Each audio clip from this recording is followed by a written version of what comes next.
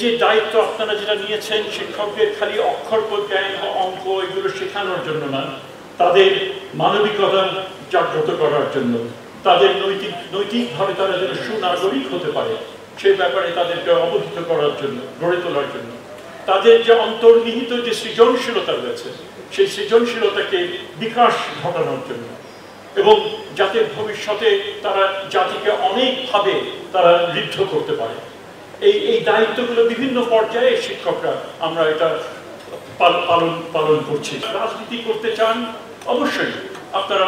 সরাসরি রাজনীতিতে আপনারা যান, কোনো অসুবিধা নেই, কিন্তু শিক্ষার কেন্দ্রতে সেইখানে রাজনীতির পরিসরটা সেখানে আনার কোনো মানে হয় না। আমরা মনে করি শিক্ষা কেন্দ্রগুলোকে রাজনীতি মুক্ত রাখতে হবে এবং শিক্ষকদের বড় রকমের এক ভূমিকা রয়েছে। এই দুয়ের যে সংমিশ্রণ এবং দলীয় রাজনীতির যে সমস্যা সেটা আমরা আমি নিজে ঢাকা বিশ্ববিদ্যালয়ে ছিলাম, আমার ধারণা রয়েছে কিভাবে একটা প্রতিষ্ঠান পর্যায়ক্রমে ধ্বংসের দিকে গেল, একটা নিম্ন গতি ঘটে, সেটা কিন্তু আমাদের একটা মোটামুটিভাবে আমার 40 বছরে আমার মোটামুটিভাবে তার একটা ধারণা রয়েছে। আমরা এই গত 15 বছরে তো বটেই আমি নাগরিক থেকে অন্যান্য আরো অনেকের মতো আমরা আবার প্রজায় রূপান্তরিত হয়েছিলাম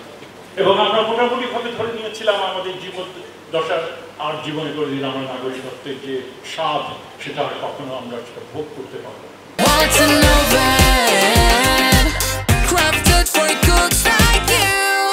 নাগরিকের অধিকারের ভোগ আমরা কখনো করতে পারবো। আমরা প্রজা হিসেবে যে মানে কোনো রকম অধিকার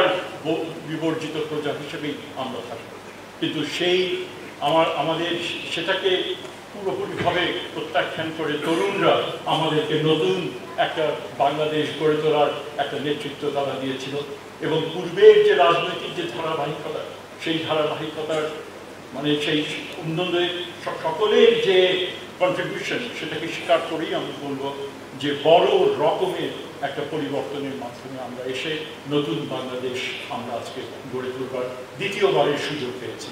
কাজেই আমরা এই সামনে যে নির্বাচন যেটা আসছে সেটা যেন স্বচ্ছভাবে অনুষ্ঠান সরকার যেন করতে পারে, সারা যেন প্রতিটি নাগরিককে এখানে একটা ভূমিকা রয়েছে। কাজে আমরা মনে করি একদিকে যেরকম বিচার প্রক্রিয়া এগিয়ে যাবে, সংস্কার প্রক্রিয়া এগিয়ে যাবে এবং একই সাথে সাথে সেই নির্বাচন প্রক্রিয়ায় আপনারা প্রতিটি মানুষ নিজস্ব ভূমিকা রাখবেন, যাতে জনগণের যে স্বপ্ন,